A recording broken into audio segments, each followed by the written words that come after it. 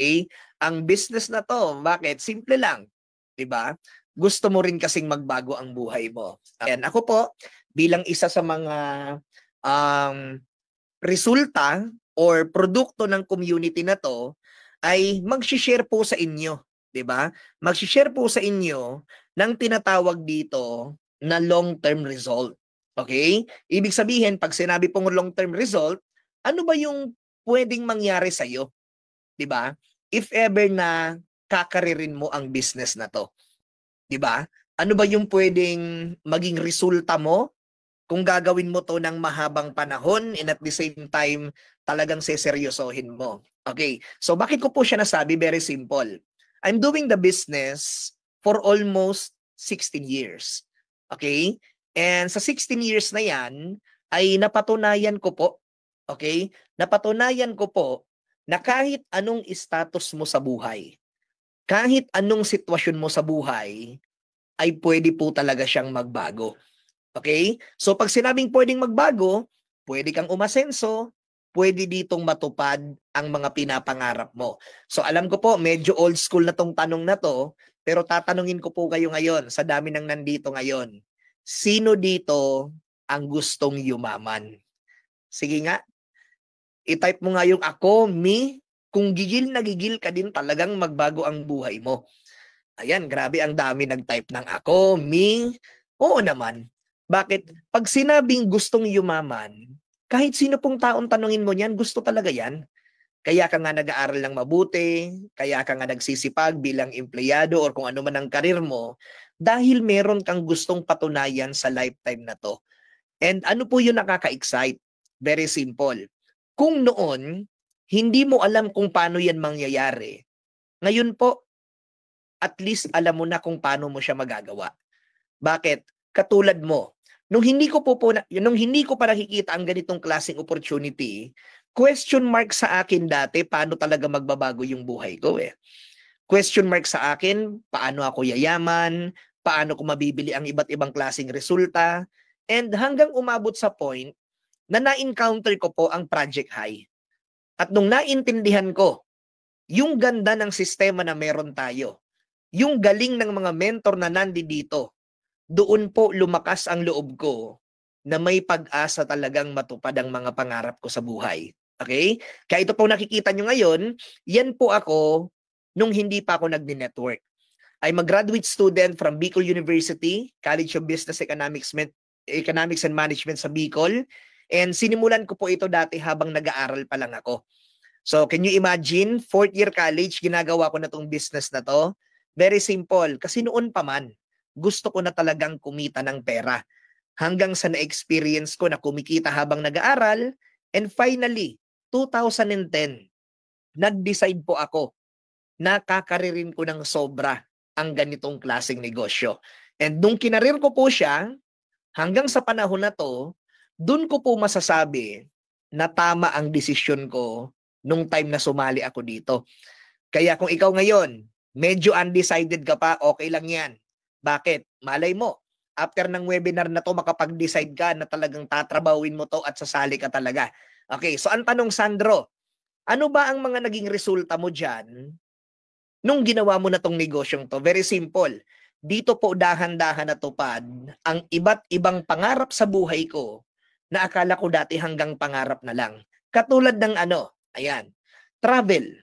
Okay? So, sa travel, sa totoo lang, bilang isang probinsyano po dati, talagang literal na pangarap ang travel. Kaya nga po nung narinig ko na pwede siyang mangyari pag ginawa mo tong business na to, abay, hindi na po ako nagdalawang isip. Sabi ko, gusto ko niyan. Kaya nga po ako sa 16 years na ginagawa ko yung business, napakadaming lugar na po ang nabisita ko dito sa iba't ibang lugar ng Pilipinas. Okay? And maliban dyan, nakapag-travel na din tayo sa iba't ibang bansa, syempre. Okay? Pero yung mga sa lahat ng nakikita mong travel na yan, isa po sa mga hindi ko makakalimutan at talagang part ng core memory ko na is nung nakapag-travel po ako kasama yung anak namin. 'Di ba? Bakit nakapag-travel na kasama yung anak namin? Very simple. Kasi sabi nung speaker, nung time na nakikinig ako, pag daw ginalingan mo, pag daw sinipagan mo, ultimong mga pamilya na bubuuhin mo sa future, ay papakinabangan yung resulta na makukuha mo dito. So I'm very proud to say na umabot po hanggang sa anak namin ang blessings na natatanggap namin dito sa Project High Community. Kaya kung ikaw yung tipo ng tao na mahilig mag-travel, then this is the right opportunity for you kasi pag nandito ka sa community natin, hindi ka po mawawalan ng travel, mapa-local man yan or international. Okay? So regarding naman sa sasakyan, okay, ito naririnig ko din to lagi. Laging kinukwento, nagkakotse si ganito, nagkakotse si ganito. Totoo po yan. Bakit po? Kung sa labas or doon sa karir kung nasaan ka man ngayon ay bihira po siyang pag-usapan, huwag ka mag-alala. Bakit po? Dito sa industriya natin or dito sa Project High, palagi kang makakarinig ng tao na natupad ang mga dream cars nila. So, bakit ko po yan nasabi? Again, isa po ako sa mga buhay na patunay. So, parang sample, ipakita ko po sa inyo, i-share ko po sa inyo ng konti. Yung kulay green na nakikita nyo, Mazda 3, nakuha ko po siya nung ako ay 21 years old. Ito namang kulay yellow, nakuha ko naman siya nung ako po ay 25 years old. And of course, itong napakagwapong Dodge Challenger na yan ay nakuha ko din nung ako ay 30 years old. So ibig sabihin, pwede ka pala ditong magkaroon ng iba't ibang klaseng resulta depende kung anong sipag ang kaya mong ibigay. So kung ikaw tatanungin, pang ilang kotse ba ang sipag na kaya mong ibigay? 'Di ba? So maliban diyan, nagkaroon pa rin tayo ng pang-apat na sasakyan naman last year lang. So ibig sabihin, kung ikaw yung tao na may pangarap ka or nangangarap ka magkaroon ng sasakyan, then dito po sa community natin, normal na nagkakaroon po ng sasakyan. Kaya nga yung kaninang mga naunang speaker po ay mga bagong car achiever po yon ng community natin at naniniwala ako, yung first na sasakyan na yon, baka this year mismo or next year, magkakaroon na din sila ng mga second car nila. Bakit po? Sa sobrang ganda ng kitaan, sa sobrang ganda ng sistema, minsan kahit akala mo imposible pa, pero pag napunta ka sa tamang opportunity, yung imposible po nagiging reality. Okay? So ngayon, maliban sa sasakyan, award. So anong meron dito sa award na to? Very simple. Ako po yung tipo ng tao na pumasok sa ganitong klaseng industriya na never naka-experience ng award sa school. Pero dito po, sa ganitong klaseng negosyo, nagkaroon po tayo ng iba't ibang klaseng experience na ma-awardan at mabigyan ng parangal sa mga engranding event ng company. So from silver, gold, to global ambassador, na experience na po natin yan. Easy Top 50, 2 beses po. Top 500, palagi naman. And of course, I'm very proud to say na 2021, tayo po ang naging #1 sa Project High Community. And 2022, na-awardan po ako bilang Hall of Famer ng Project High Community. Okay? Kaya kung ano man yung background mo ngayon at medyo iniisip mo na pwede ba ako dyan, ako na po mismo magsasabi sa'yo. Kahit anong background mo, pwede ka. Basta't may pangarap ka, willing kang matuto, willing kang magsipag, and at the same time talagang gigil ka na mangyari yon. I'm telling you, pwede pong mangyari yan pagdating mo dito sa community natin. Okay? So, 7 figures income, of course. Bakit po? Ang ganito kalaking klaseng income, sa totoo lang, minsan napakahirap na siyang paniwalaan. Diba? Minsan napakahirap ma-absorb na pwede ba talagang kumita ng 7 figures? Buwan-buwan? Actually, yes. Bakit? Ako po personally, na-experience ko pong kumita ng 7 figures ng 4 na beses sa loob ng isang buwan. At dito ko napatunayan na dito sa negosyo natin, walang nauna, walang nahuli.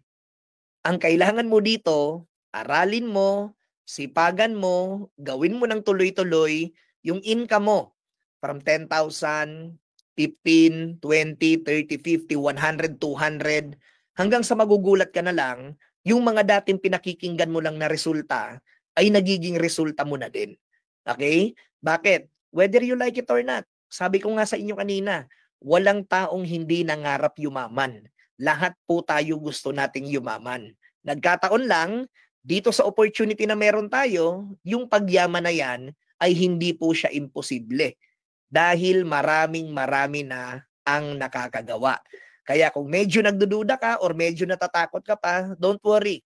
Normal na dadaanan mo talaga yan. But all you have to do right now is to try the business para mapatunayan mo na kayang-kaya mo rin. Okay? So next is law of association. Okay. So maraming tao na naririnig ko every time na nagpe-present ako or may nakakausap ako, ang pinaka-worry nila, paano ko gagawin yan? Hindi ko naman linya. Hindi ko naman hilig.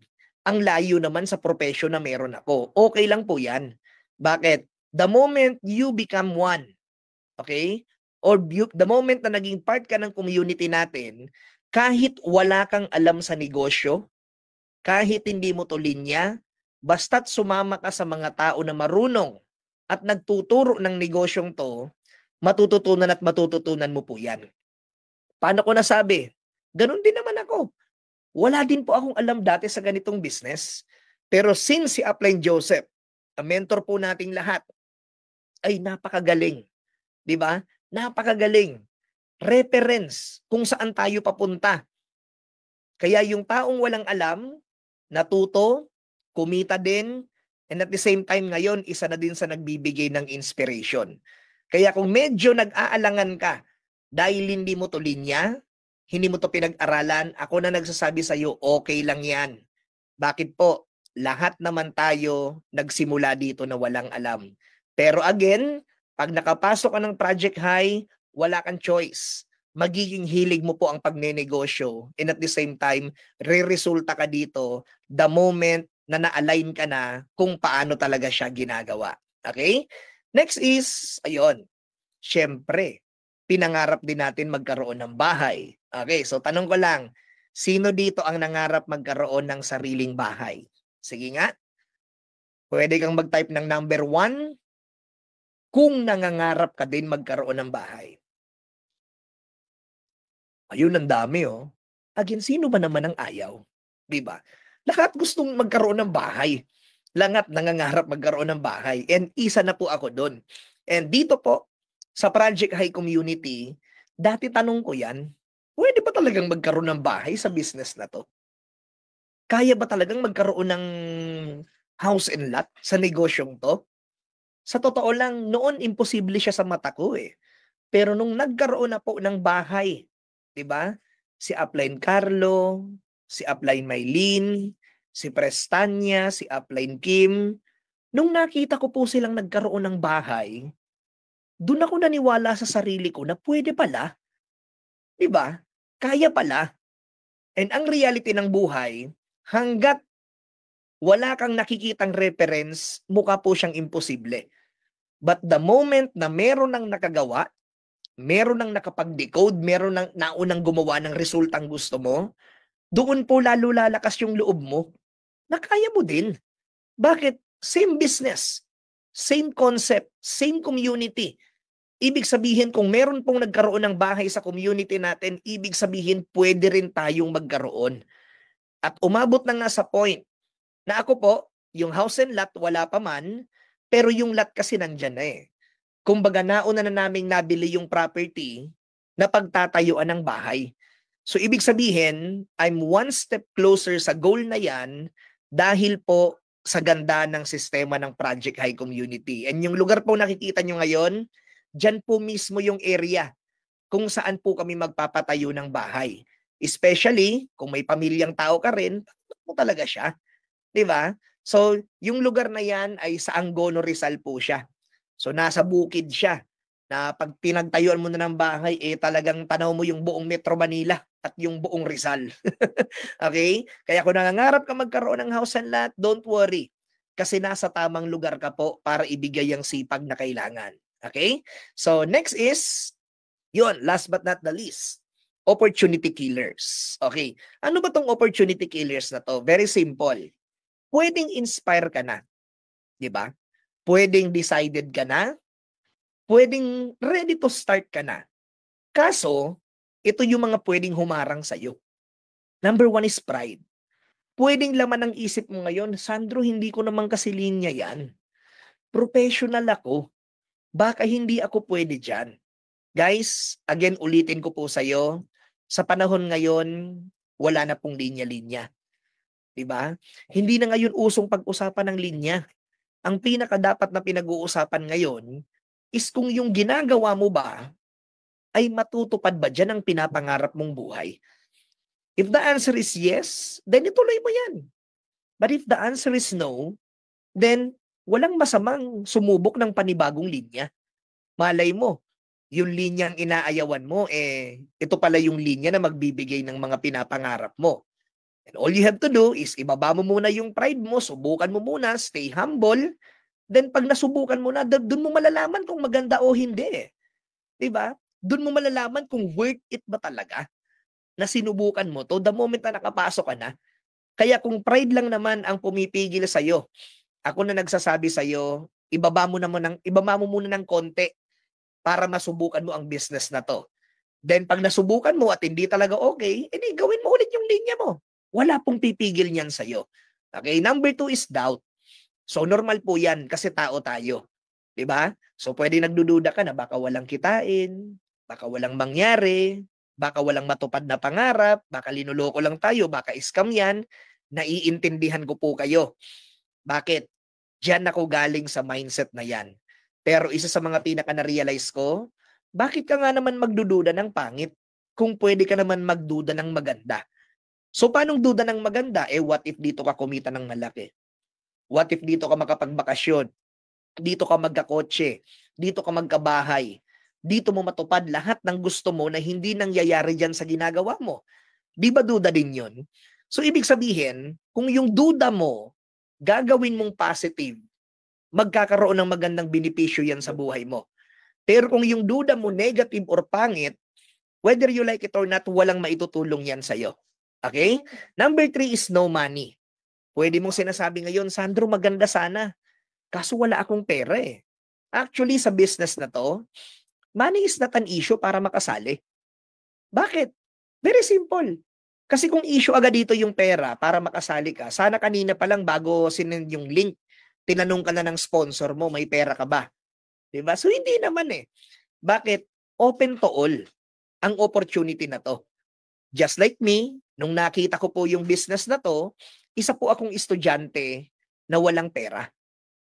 Estudyante na ang tanging source of income ay baon, 100 pesos per day. Pero nung nakita ko po tong business na to at naintindihan ko, kahit wala po akong pera, pinilit ko yung sarili ko na magkaroon. Pinilit kong gumawa ng paraan, pinilit kong mangutang for the sake na makapag-start ako sa business na to. Kaya nga kung medyo natatakot ka or medyo kinakabahan kang gumawa ng paraan, then ngayon pa lang sinasabi ko sa'yo, sulit po ang paraan na iniisip mo. Kaya nga kung kinakailangan mo tong ipangutang mo na eh. Bakit? Yun naman talaga yung pinakamabilis na paraan eh. Kasi kung wala ka namang savings, wala namang magbibigay sa'yo, wala ka naman pwedeng ibenta, wala ka naman pwedeng isangla, then utang na po ang pinakamabilis na paraan para mangyari yan. Kasi nung ako, pikit mata, lakas ng loob, talagang sinabi ko sa sarili ko, ipapangutang ko talaga. Bakit? Naging malinaw sa akin eh, na pwede ditong matupad ang pangarap ko. Kaya nung pinangutang ko to, sinabayan ko ng dasal na sabi ko, Lord, kung dito na magbabago ang buhay ko, please naman, ibigay mo naman sa akin. And good to say, na tama yung desisyon ko. Bakit? Again, sa almost 16 years, na ginagawa ko po tong business na to, sobrang nagpapasalamat ako na tama po ang desisyon kong sumubok. Na kahit walang pera, pero merong paraan, then buti na lang. Okay. So last but not the least is fear. So pwedeng natatakot ka ngayon. 'Di ba? Normal po 'yan. Huwag kang mag-alala. Lalong-lalo na kung first time mo magnenegosyo. Kasi sa pagnenegosyo po, sa totoo lang, kung wala kang alam, matatakot ka talaga kasi kailangan ng puhunan. Pero ito yung tanong ko sa'yo. Ngayon ka lang ba maglalabas ng ganyang halaga? Or paulit-ulit ka nang naglabas ng pera sa iba't ibang klaseng industriya or iba't ibang klaseng offer sa buhay mo? Tulad ng school. Gaano karaming pera ang inubos mo sa school? Sa asa, sa hope na after mo graduate, magbabago yung buhay mo. 'Di ba? Sa mga nag-abroad, Sa mga naging OFW, ilang placement fee ang binitawan mo para lang makapag-abroad ka? 'Di ba? So ibig sabihin, lahat naman pala talaga kailangan mo ng lakas ng loob. Bakit? The moment na meron kang lakas ng loob, makakasubok ka talaga eh. Pero pag takot ang umiral sa'yo, kahit maganda yung opportunity, kahit alam mong kaya mo naman, pero pag takot po ang umiral, maniwala ka sa akin, napakaraming pangarap na po ang nasayang dahil lang sa takot na yan. Kaya advice ko sa'yo, kung medyo natatakot ka, then ito po yung pagkakataon mo para lakasan ng loob mo alang-alang sa pagbabago ng buhay mo. Okay? So ngayon, okay, so tanggalin ko lang po yung aking slide, tapos na din naman ako. So, ngayon ano yung point ko? Okay? Sa lahat po ng nandito ngayon, napakasimple ng message na gusto ko po sa yung bitawan. Okay? Kung matagal ka na naghahanap ng opportunity na magbabago ng buhay mo, guys, maniwala ka sa akin, ito na po yun. Diba? Kung matagal ka nang nagdarasal, na sana magbago ang buhay mo, na sana umasenso ka, sana matupad ang pangarap mo, hindi po yan kusang malalaglag sa bahay ninyo after mo magdasal. Pero magkakaroon po ng opportunity na magpapakita sa iyo or magkakaroon ng ang sabihin natin ng parang sign para mangyari yung mga pinagdarasal mo na yan. And yung pagkakaimbita po sa iyo or pag-attend mo ng Zoom event na to, isa na po ito sa malaking sagot sa matagal mo ng pinagdarasal. And always remember, kung hindi ito para sa iyo, sana wala ka dito ngayon. Bakit? Naniniwala po ako.